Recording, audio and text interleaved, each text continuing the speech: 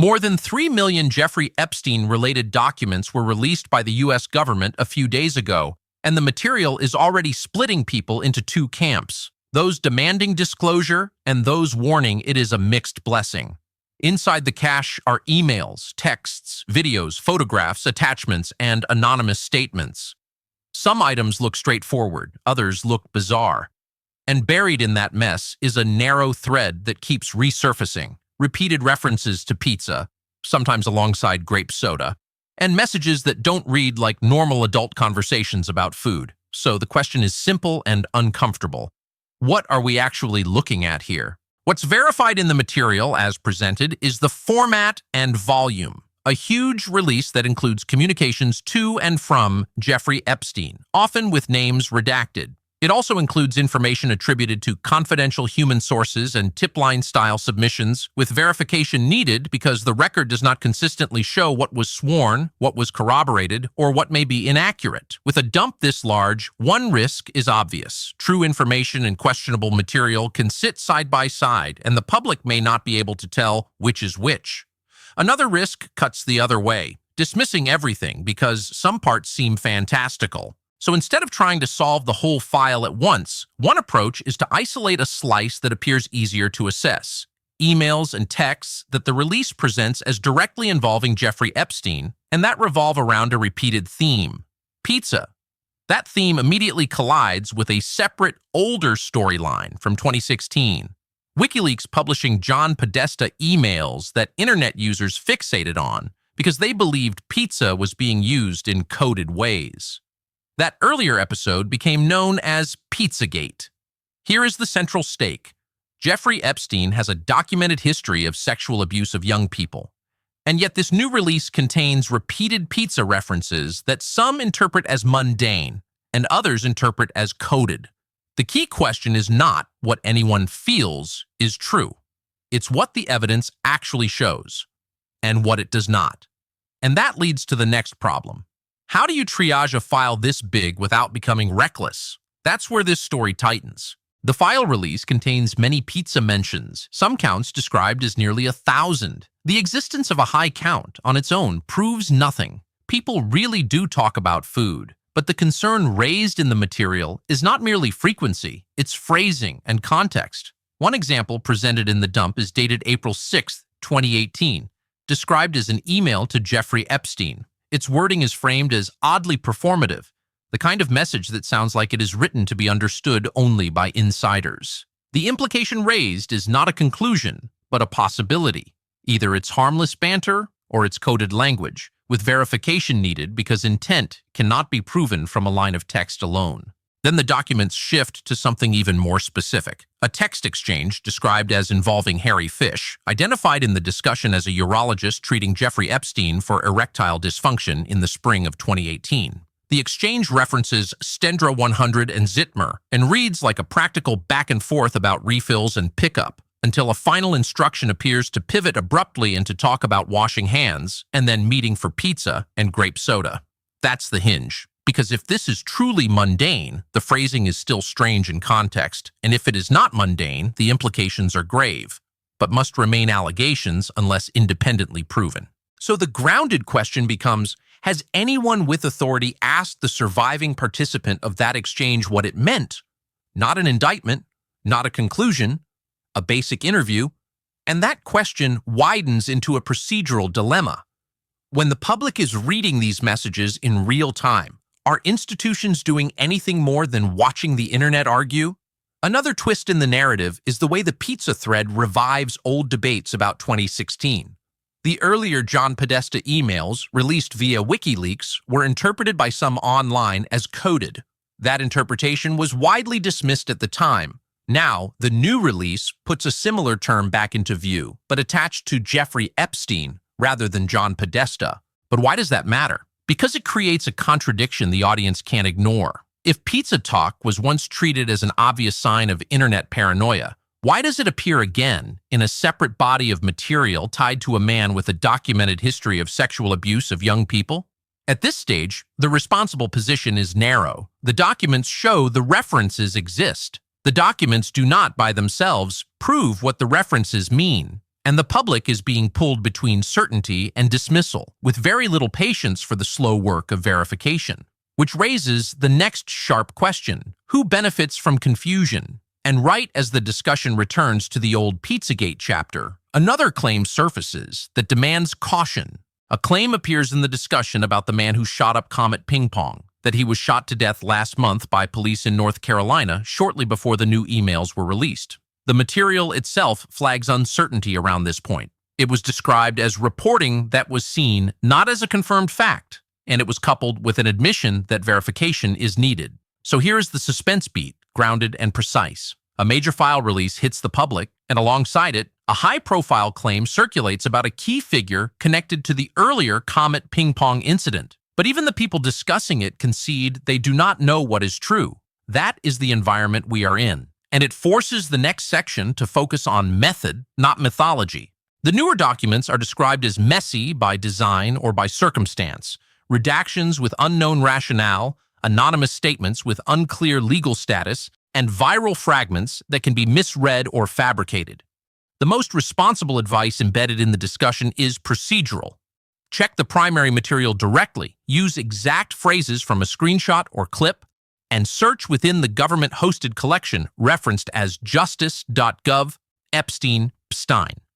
That is presented as a way to confirm whether a circulating excerpt exists in the files, without relying on secondhand summaries.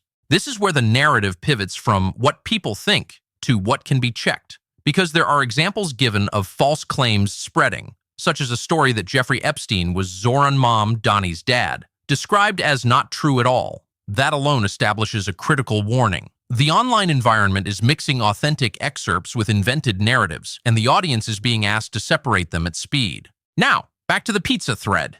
The discussion introduces another detail: Red Hook.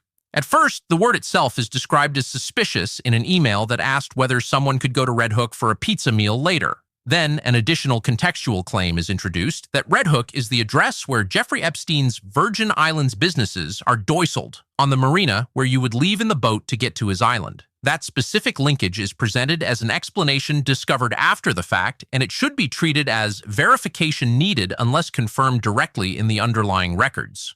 The larger point remains. Messages described as involving travel, apartments, short visits, and pizza meals are argued to read unlike ordinary food planning. That is still interpretation, not proof, but it is also not nothing given the subject. From there, the conversation broadens into a series of allegations and questions aimed at institutions and public figures. It alleges that law enforcement responses have been underwhelming, and it contrasts that with how common it is for federal investigators to begin with interviews. Then come claims that raise the legal and factual stakes while requiring strict labels. Allegations surfaced that Bill Barr covered up Jeffrey Epstein's murder, and that Jeffrey Epstein privately described Bill Barr as CIA. These are presented as assertions within the discussion, not as confirmed findings. Verification needed. It was claimed that Bill Barr is connected through his father, Donald Barr, described as a former OSS CIA officer who started Jeffrey Epstein's career. That, too, is presented as asserted context, not proven in the segment. Verification needed. Allegations surfaced that Mike Pompeo was caught plotting to murder Julian Assange, and that the pressure campaign against Julian Assange ties back to WikiLeaks, Dutch television comments, and Seth Rich. These are serious claims framed as part of the discussion. They are not established fact here. Verification needed. A separate cluster of discussion focuses on institutional handling and investigative scope. It claims that in the Ghislaine Maxwell trial, sworn FBI testimony revealed that after a raid, binders with CDs and drives were photographed but not seized because they were outside the warrant, and later were sent to the FBI by Jeffrey Epstein's people, raising concerns about chain of custody and tampering risk. This is presented as a procedural criticism. If accurate, it matters because it suggests the evidence base itself may be incomplete or compromised. And then there is a timeline hook that changes the emotional temperature. The speaker frames the situation as 2019 to 2026, 7 years, with an assertion that the American government did nothing meaningful beyond Gallon being prosecuted a little bit. That is an opinionated characterization, but the underlying timeline reference is clear. The discussion portrays a long delay and asks why. But why now? Why would a release of this size arrive in a form that is difficult to navigate, mixed with questionable items and prone to viral distortion? The discussion does not prove an answer. It only raises the suspicion that accessibility was not prioritized. That brings us to another evidence hinge. The release is not treated as complete. It is said there were over 6 million, and that this was one tranche, with 1 million or more than 1 million more possibly outstanding. If that is accurate, then any conclusions drawn today are preliminary by definition. And with that, the story shifts again, from pizza messages and public figures to what the discussion claims about Jeffrey Epstein's broader role. The procedural posture described is unstable: a massive file release, uneven verification, high public pressure, and unclear institutional action. In plain terms, that means two things can be true at once. First, communications in a document dump can be real and still be ambiguous. A message can exist without proving what it means. That is why allegation safety matters. Second, if institutions are not interviewing obvious witnesses tied to specific exchanges, such as the participant identified as Harry Fish, then accountability stalls at the level of speculation. The discussion repeatedly argues for a basic investigative step: ask questions, document answers, and then test those answers against the file. The discussion also alleges shifting or misleading statements by Kash Patel and Pam Bondi and Dan Bonino about whether there were co-conspirators, and it references a purported list of 10 co-conspirators, including Leslie Wexner. Those claims are presented as part of the debate and require verification needed, but the implication is procedural. If official messaging denies networks while documents suggest networks, that contradiction becomes a retention-driving question. What does the evidence actually show, and who is responsible for clarifying it? The next phase, based on what is said here, is not a single court date or ruling. It is a verification grind and potentially additional releases, since it was said there may be several more million records beyond the 3 million already posted. Practically, the discussion points to two near-term developments. First, systematically checking excerpts against the Justice.gov Epstein collection, and second, building tools to cross-reference documents at scale. It also flags threads it believes deserve deeper digging: genetics and biotechnology and Hollywood media connections through Peggy Segal. But those are presented as investigative directions, not settled findings. So we end where responsible reporting has to end right now, with what is knowable and what remains unresolved. A massive cache is public. It contains real-seeming communications and questionable material in the same stream. It contains repeated pizza references, including exchanges tied to Stendra 100, Zitmer, and Harry Fish, that raise questions without proving conclusions. It revives the shadow of 2016, WikiLeaks, John Podesta, and Comet Ping Pong.